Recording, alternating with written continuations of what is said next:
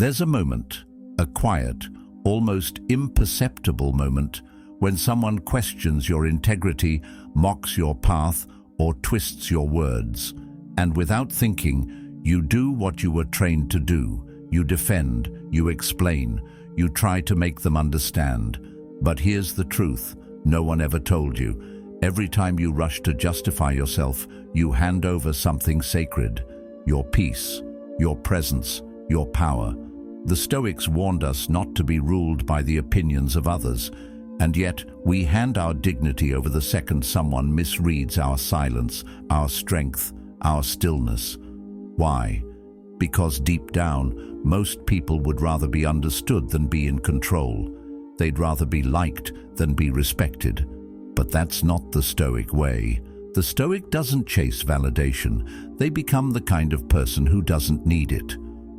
We're going to talk about the power of restraint, the psychology of silence, and why refusing to defend yourself may be the most commanding move you'll ever make.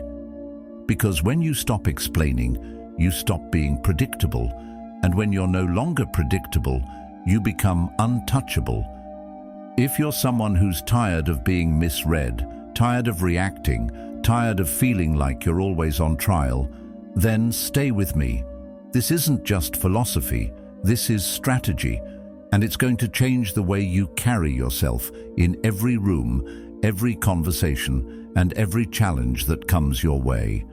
If you're on a path to becoming more grounded, more unshakable, and more in control of your own narrative, then subscribe. Because every step you take toward wisdom is a step away from needing the world's approval. Do you know why it hurts so much when someone misjudges you? It's not just the words they say, it's that quiet desperation inside of you, the part that believes you can fix it. If you just explain your side clearly enough, if you say the right thing, maybe they'll see the truth, maybe they'll see you. But the Stoics warned us, the need to be understood is a trap. It feels noble, it feels honest, but it's not strength, it's a reaction. And reactions are emotional reflexes, not strategic moves. When you rush to defend, when your instinct is to clarify, to plead your case, you've already handed something over. You've made their perception more important than your peace. You've entered their frame, agreed to their rules, and started fighting a battle on their terms. And that's the first step toward losing yourself, because in that moment, you become tangled. You try to untie the knots they've thrown at you, hoping to return to neutral. But neutral isn't something you can reach through explanation. It's something you hold through presence. The more you explain, the more you shrink. You're no longer standing firm in who you are. You're asking for permission to exist. And here's a deeper truth most people don't want to admit. Anyone who truly knows you doesn't need your explanation, and anyone demanding one, they rarely deserve it. You don't owe everyone a window into your mind. You don't owe everyone your peace. The Stoics knew this well. Marcus Aurelius wrote, "If you are pained by external things, it is not they that disturb you, but your own judgment of them. And when you defend yourself emotionally, it's not them you're serving, it's your own fear." See, the person who reacts is easy to predict. You poke, they flinch. You accuse, they explain. You press, they crumble. But the person who doesn't react, that person becomes something else entirely. They become unreadable. They observe, they wait, they remain still. They don't respond to prove their worth. They let the silence speak for them. And in that silence, something strange happens. People start to question their own assumptions. The energy flips. The person who expected a performance is left staring into stillness, and that stillness forces them to face themselves. Now, you might think that silence makes you look guilty, that if you don't explain, people will assume the worst. But ask yourself this: what kind of power does it take to stay quiet when being accused? What kind of strength does it require to hold your ground? Say nothing and let it pass through you. Carl Jung once said, "People will do anything, no matter how absurd, to avoid facing their own soul. And defending yourself emotionally is one of those things. We speak to avoid discomfort. We explain to soothe insecurity. But the Stoic, they endure the discomfort. They master the insecurity because they know that inner stability is far more valuable than outer approval. It's easy to talk. It's easy to rush to justify, to smooth things over, to be liked. But easy is rarely powerful. The hard thing, the uncomfortable thing, is to remain rooted when your character is questioned. Not because you don't care, but because you care about the right things. You care about self-control. You care about principle. You care about your ability to remain undisturbed in a world that demands your reaction. That's the Stoic way, not passive, not cold, but clear. Clear on who you are and unwilling to hand that clarity over for temporary comfort. And there's something else. When you stop explaining yourself, you stop giving people material to work with. They want your words so they can twist them. They want your explanations so they can find holes. But if you remain quiet, composed, still, they have nothing. You become a mirror. They begin to talk more, to reach further, to overplay. Their accusations start to sound desperate. Their emotions become loud. And your silence, that becomes the loudest thing in the room. It's not avoidance. It's dominance. But not the aggressive kind, the centered kind.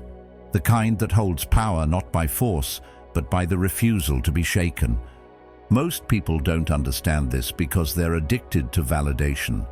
They want everyone to get them. They need to feel seen. But again, the Stoics offer a different path. Epictetus said, "If you want to improve, be content to be thought foolish and stupid." Why? Because chasing approval bends your spine.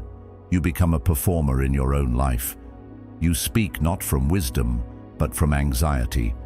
And every time you explain yourself to someone who doesn't care to listen, you lose a piece of that backbone. The more you explain, the more they control the story. The more you hold still, the more they start to doubt their version of it. This is how power shifts quietly, not with loud declarations or clever comebacks, but with stillness, with composure. The person who stands in calm when chaos is thrown at them holds something unshakable. They communicate not just with their words, but with their presence. And presence is harder to argue with than any defense. People may not understand you. Let them. They may think you're arrogant, cold, distant. Let them. They may misjudge your silence as guilt. Let them. Because once you learn how to sit in the discomfort of being misunderstood, you become free.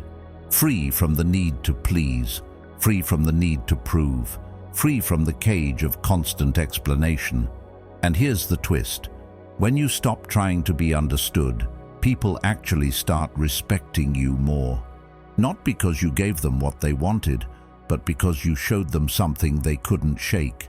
Inner control, quiet strength. That rare kind of discipline that says, I don't need to react to be in control.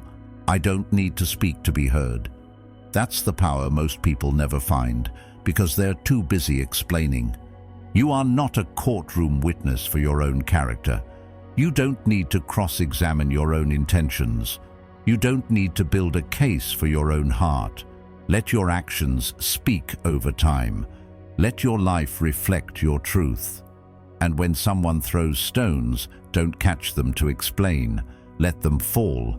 Because when you stay still while others scramble for validation, your presence becomes undeniable. Not because you shouted the truth, but because you lived it without needing to. So the next time someone misjudges you, pause is the moment. Let the urge to explain pass through you like a wave. Feel it, but don't obey it. Let them say what they will. Let them spin their stories. You're not there to edit their narrative. You're there to live yours, fully, quietly, powerfully. And when the noise fades, when the accusations grow quiet, you'll still be standing, untouched, unshaken, and deeply at peace. Not because you fought to be understood, but because you chose not to fight at all. That is strength. That is Stoicism. That is freedom. Think back to the last time someone accused you of something. Maybe they questioned your motives, threw shade at your intentions, or said something that felt completely unfair. Your first instinct was probably to respond, to explain, to tell your side of the story. But ask yourself honestly, did it help? Or did it leave you feeling smaller, like you were trying to prove your right to exist? Like you were shrinking yourself to fit inside someone else's version of the truth. The need to justify is powerful, but it's rarely empowering. The Stoics understood this long before we put it into words. They knew that the moment you begin to react, you've already moved off center. You've let someone else tug on the strings of your mind. You've become a puppet to their provocation. See, the world teaches you that silence is weakness, that if you don't defend yourself, you must be guilty. But silence is not emptiness. Silence is ambiguity. And ambiguity, by its very nature, makes people hesitate. It introduces uncertainty, and uncertainty disrupts control. When someone accuses you and you don't respond, when you remain completely composed, something strange begins to happen. The room pauses. The energy shifts. Even if no words are spoken, the silence itself becomes an event. The accuser starts looking around, searching for agreement, for affirmation, for proof that their jab landed. But the more they look, the more they start to squirm. Because the attention isn't just on what was said, it's now on how you're reacting, or rather, how you're not. And that changes everything. Because now the focus is no longer on their words, it's on your stillness. And people start to wonder, why didn't you say anything? Is it confidence? Is it composure? Is it superiority? Or is it something deeper, something they can't quite put into words? That uncertainty, that space of not knowing, gives you a strange kind of power. Because people fear what they can't define. They might not say it out loud, but subconsciously they start creating their own story about your silence. Some will admire it, others will fear it, but almost all will respect it. Because in a world where everyone is quick to react, to over-explain, to argue, the one who holds still becomes the one no one can touch. Stillness, to the Stoic mind, is not about avoidance. It's about command. You're not surrendering when you remain calm. You're reclaiming the space between stimulus and response. That space is sacred. It's where your freedom lives. And when you choose stillness, you're choosing to keep your power instead of handing it away for the cheap reward of temporary validation. Most people respond too quickly because they're afraid of the silence. They feel like it makes them look weak. But what they don't realize is that silence makes them unpredictable, and unpredictability is unsettling. It keeps people cautious. It stops them from pushing too far. When someone attacks you and you don't flinch, you don't fight and you don't explain, they're left holding their own words with nowhere to go. The accusation just floats there, unsupported, and slowly the weight of it begins to fall back onto them. The Stoics would call this non-resistance. It doesn't mean you tolerate disrespect. It means you don't react emotionally to it. You stay rooted in yourself. Because when you react emotionally, you show your attacker exactly where your buttons are. You teach them how to manipulate you. But when you're still, when you don't respond, you teach them something else entirely. You teach them that you're not on their level. Not because you think you're better, but because you've disciplined yourself to not be pulled into shallow games. Carl Jung said, "Everything that irritates us about others can lead us to an understanding of ourselves. And often, the irritation we feel in silence is a mirror showing us how uncomfortable we are with not being liked, with being misunderstood."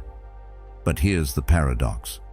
The more comfortable you become with being misunderstood, the more powerful you appear. because people don't see someone desperate to explain. They see someone too focused, too centered, too composed to be bothered. They see someone with direction, and that's intimidating in a quiet way. Not aggressive, not loud, just unshakable. The beauty of stillness is that it lets others reveal themselves. The person who speaks first often loses control of the frame. They show their hand. They make themselves vulnerable. But the one who waits, who allows silence to do the heavy lifting, becomes unreadable. And unreadable people are harder to control. They become what the Stoics aspired to be, unmoved by the opinions of the crowd, free from the emotional storms of others, and anchored in their own judgment. That doesn't mean you never speak. It means you only speak when it matters, when the words are sharp, precise, and chosen. Words that don't beg for understanding, but deliver clarity on your terms. Stillness is not weakness, it's strategy. It's what allows you to observe instead of react, to respond from wisdom instead of fear. It gives you time to think, to breathe, to detach. And in that detachment, you gain perspective. You begin to see not just what's being said, but why it's being said. Is it insecurity, jealousy, control? When you aren't caught up in the drama, you can read it clearly. And once you understand it, you're no longer at the mercy of it. You don't dance to other people's emotional rhythms. You set your own tempo. That's real control. But maybe the most important part is this. When you stop reacting, you stop validating. Some people throw accusations just to see if they'll stick. They want to provoke you because your reaction is their confirmation. The louder you respond, the more it looks like they hit something true. But when you say nothing, when you remain calm and detached, it sends a different message. Your words don't move me. And that message shakes people in a way that explanations never could. In time, people notice. They see you not defending, not scrambling, not justifying, and they begin to question the one who is. The crowd starts to shift. They wonder why you're so calm, why you're so still, and slowly they start to lean in your direction, not because you asked them to, but because your composure did what your words never needed to. It showed them strength. So, the next time someone tests you, accuses you, or tries to bait a reaction, try something different. Try stillness. Not as a tactic to appear strong, but as a choice to be strong. Because silence is not the absence of power, it's the presence of it. And those who learn to hold their silence when it matters most become the ones who cannot be shaken. Most people live their lives chasing something they can't hold, approval. They don't call it that, of course. They call it connection, likability, being a good person. But underneath it all is a quiet, anxious desire to be accepted, to be seen as agreeable, kind, easy to love. The need to be liked wraps itself around how we speak, how we act, even how we think. And in doing so, it slowly drains us of our power. The Stoics saw this clearly. They understood that true peace can't be borrowed from someone else's opinion. It has to be built within. Because the world will not always agree with you. People won't always like you. And if your sense of value depends on harmony with others, your identity will always be on the edge of collapse. So what do you do when someone calls you arrogant, cold, selfish? Do you jump in to explain? Do you try to clear the air? Or do you pause, stay grounded, and simply say, that's how you see it? Not sarcastically, not with resentment, just with calm, quiet acceptance. Because that's the moment when everything changes. You stop participating in their emotional game. You don't try to reshape their perception. You let their accusation hang in the air like unfinished music. And in that space, something powerful happens. They start to question themselves. Did they go too far? Were they projecting? Have they said more about their own insecurities than about your character? That's what most people miss. When you don't try to defend or fix their opinion of you, you force them to sit with it. And most people can't. When someone throws a label at you and it doesn't stick, when it just lands with no reaction, they're left alone with their assumptions, and silence in that moment becomes a mirror. It doesn't just reflect your self-control, it reveals their lack of it. You didn't humiliate them, you didn't try to win, you just refused to play, and that's more powerful than anything you could have said. This isn't about mind games or clever comebacks, it's about something deeper. It's about not lowering yourself into emotional combat just to feel seen. When someone tries to provoke you and you stay calm, you're not suppressing your feelings. You're choosing your peace over their noise. You're saying, "My energy is not a reaction to your judgment." That's not coldness, it's clarity. You're not above them. You're simply unwilling to sacrifice your balance to prove your goodness. And the more you live from that place, the less people test you, not because you're feared, but because you're hard to shake. Being liked is nice. It's comforting, but it's not a foundation. And the person who begs to be seen as good gives away something sacred. They give away the right to be misunderstood without unraveling. They hand over their emotional grounding for the approval of people who might not even respect them. Influence doesn't come from being agreeable. It comes from presence, from the feeling people get when they see you hold still in the middle of chaos. That quiet authority doesn't need to raise its voice. It doesn't need to convince. It just exists, unshaken. People can sense when you don't need them to like you. And strangely, that's when they start liking you more. Not because you tried harder, but because you stopped trying altogether. You became self-contained. You radiated the kind of confidence that can't be faked, the kind that comes from knowing you're whole without external validation. The world is drawn to that, not to arrogance, but to groundedness, to the kind of presence that says, "I know who I am. You're welcome to misunderstand me. I'm not here to correct that." That's not distance, that's maturity. There's a reason Stoicism still speaks to people today. It doesn't promise that others will always treat you fairly. It doesn't even promise understanding. What it offers is self-possession, the ability to stay inwardly calm when others misunderstand you, to let people be wrong about you and still walk in peace.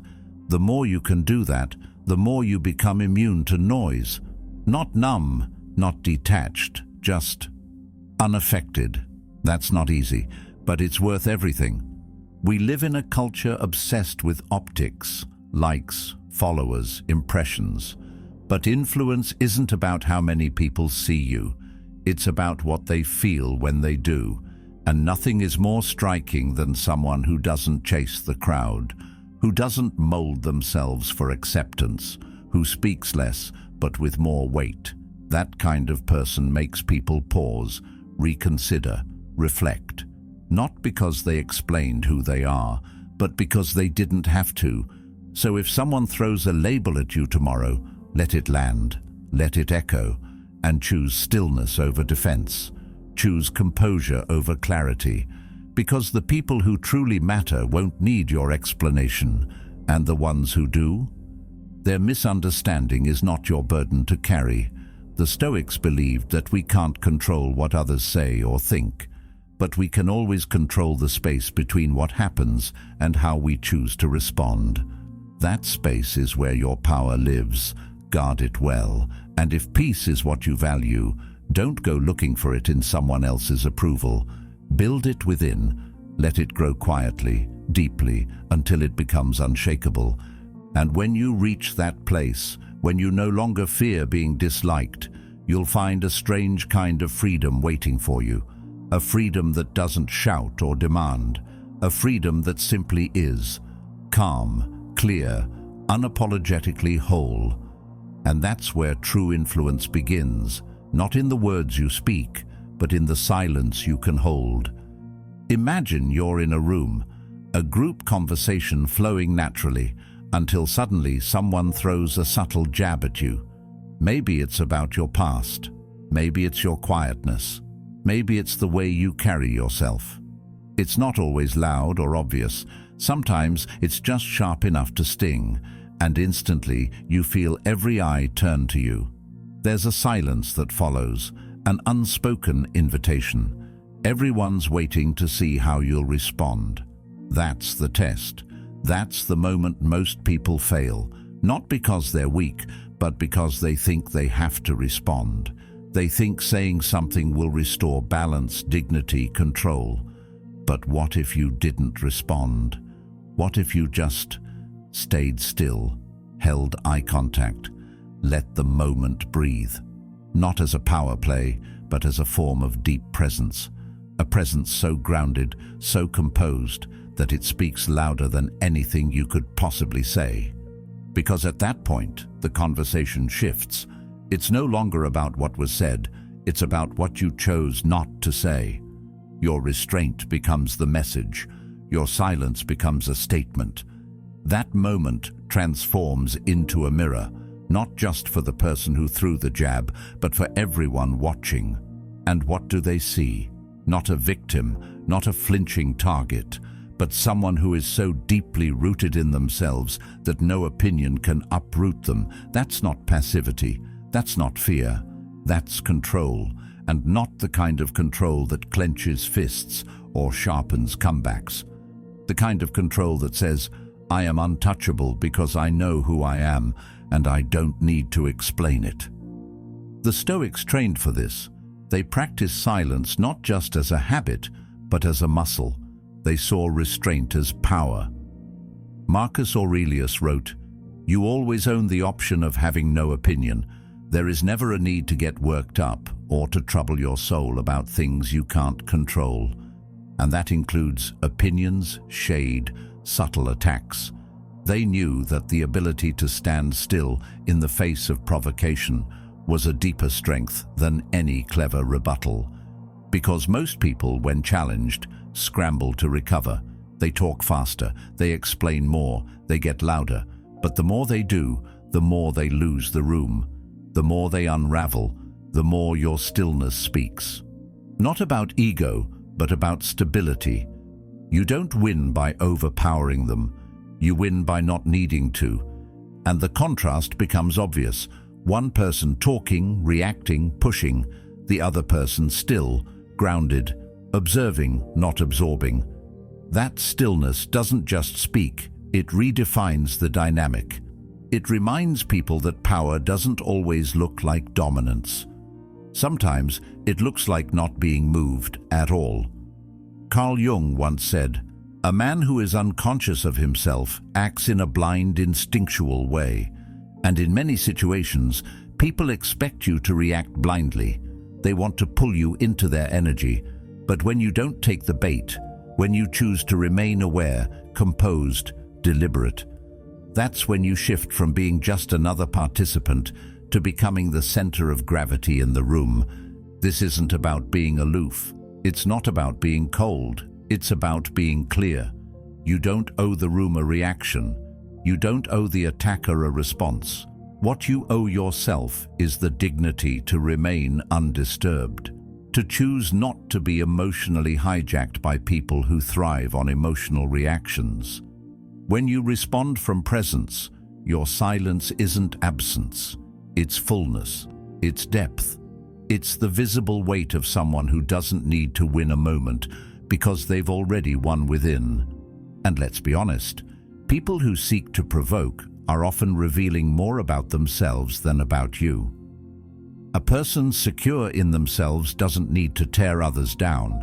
So when someone speaks from insecurity and you don't engage, it exposes the imbalance. The one trying to stir the waters ends up swimming alone. You don't throw them a life vest of attention. You let them see the waves they're making, and eventually they tire themselves out. Not because you silenced them, but because your presence made their noise echo louder than they expected. This kind of presence can't be faked. It's not about pretending to be unbothered. It's about actually being unbothered. It comes from a place of inner work, of deciding who you are before the world tells you who to be. The more you know yourself, the less you need others to validate you. And when that becomes your baseline, situations that once triggered you no longer touch you. You see them, you understand them, but you don't give them your energy. That's not suppression, that's sovereignty. People start treating you differently when they realize you're not easy to provoke. When they see that their words don't move you, their games lose their pull. It doesn't mean you'll never be challenged again, but it means you'll always have the upper hand, not because you're aggressive, but because you've built an inner home no one else can knock over. You've replaced the need to prove with the ability to simply be. And that change, that's what makes someone unforgettable. It's tempting to think that your voice will save you, that if you can just say the right thing, people will see your worth.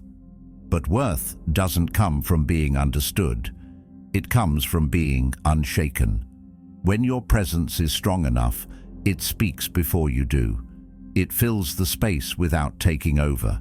It makes people lean in, not because you're loud, but because your silence says more than noise ever could. That's when you move from being seen to being respected. So the next time you're in a room and someone tries to pull you into their drama, remember this: presence is louder than words. Your stillness is not a lack of power, it's the fullest expression of it. Let them talk, let them try, and let the moment speak for itself. Because when you refuse to react, when you choose to hold yourself with calm confidence, you shift the entire atmosphere. Not through force, not through speech, but through the kind of quiet certainty that leaves everyone else wondering what you know that they don't. That's the essence of presence, and it's worth more than any explanation you could ever offer. You don't build a strong reputation by constantly defending yourself. You build it by showing people, over time, what you consistently do when no one's watching, and even more so when everyone's watching, especially in moments of tension, when eyes are on you, when the crowd waits to see if you'll fold, snap, explain, or retaliate. That's when you're defining yourself, not through words, but through your restraint. Because restraint is not silence born of fear, it's silence born of confidence. You don't stay quiet because you don't know what to say.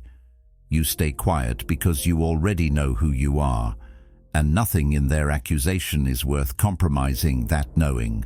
Every time you withhold a reaction, you're choosing peace over performance, dignity over disturbance. That's something very few people master, because we live in a time when everyone's trying to set the record straight. We're told that to stay silent is to look guilty, that if we don't explain ourselves, we'll be misunderstood, and if we're misunderstood, we'll be rejected. But the truth is, constant explanation doesn't protect you from rejection. It often invites more of it. The more you try to justify yourself to others, the more openings you give them to question you. And before you know it, you're stuck in a loop of over-explaining and under-respecting your own boundaries.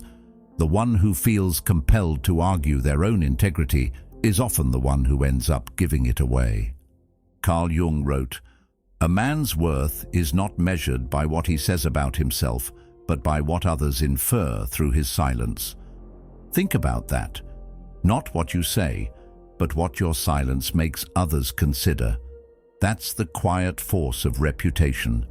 When you no longer feel the need to defend yourself against every doubt, you move from being someone others judge to someone they watch carefully, not with suspicion, but with respect. Because when someone doesn't play the game, when they don't react the way most do, it makes people pause. It shifts attention from, "Are they right or wrong?" to, "What do they know that I don't?" You become harder to define, which means harder to dismiss. People might still talk, they might still misinterpret you, but eventually they grow tired of the effort. It's exhausting trying to provoke someone who won't respond.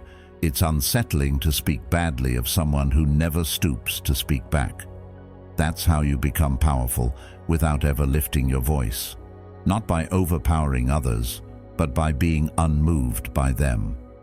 A storm can't shake what is rooted deep enough. And Stoicism has always taught this. Don't chase control over others. Cultivate control over yourself. That's where the power is. And here's something most people miss. Reputation built on words needs constant maintenance. It needs PR. It needs validation. But reputation built on restraint needs no defense. It carries its own momentum. People begin to speak on your behalf, not because you asked them to, but because your discipline earned their trust. You weren't reactive. You weren't desperate. You weren't driven by fear. And that's rare. In a world where many people explode at the first sign of disrespect, the person who remains calm becomes a mystery, a quiet force, someone whose opinion, presence, and energy carry more weight because they are not given lightly. And that mystery matters, because people can't respect what they feel they can control. They don't admire what they can predict.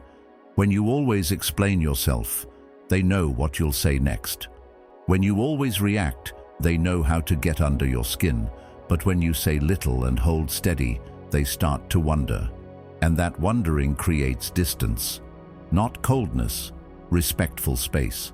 Because now, your silence isn't just absence, it's presence. It's the weight of someone who's not easily shaken. The crowd begins to watch you differently. They speak of you differently. They adjust themselves in your presence, not because you told them to, but because your restraint changed the temperature of the room. And that's influence. True influence. Not control through manipulation, but leadership through character. You lead by the way you hold yourself in moments of pressure. You lead by what you don't say. And when people realize that nothing they do can drag you into emotional chaos, they begin to trust that you're grounded. Because if you're grounded in the storm, you're likely grounded in the calm too. That's the person people want to follow. That's the kind of person people look to when things go sideways. The one who doesn't panic, the one who doesn't over-explain, the one who doesn't collapse. There's something almost spiritual about that kind of presence. It's not about ego, it's about alignment. It says, I know who I am, and I don't need to broadcast it. And ironically, that very energy does broadcast something loudly. It tells the world, this person is not here to impress you. They're here to embody something higher, something disciplined, something deeply self-respecting, and in that, they become magnetic, not by asking to be noticed, but by being worth noticing. Now think about what that kind of presence does over time. People forget your words, but they remember how you made them feel. And if your silence made them question themselves, if your restraint reminded them of their own chaos, they don't forget that. They might not even like it, but they respect it. That's how your name becomes a kind of energy. Something people feel even when you're not in the room. That's not arrogance. That's the result of living with such composure, such discipline, that your very existence becomes a reminder of what's possible when emotion doesn't run the show. Of course, it takes time. You don't build that reputation overnight. You build it in small, deliberate choices. Every time you resist the urge to clap back, every time you hold your truth quietly instead of parading it for approval. Every time you choose to remain whole instead of reacting in pieces.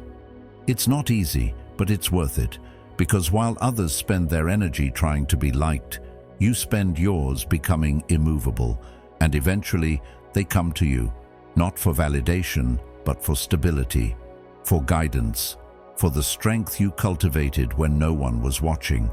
And maybe that's the final reward. Not praise, not applause, but internal freedom. The freedom that comes when you no longer feel the need to explain who you are.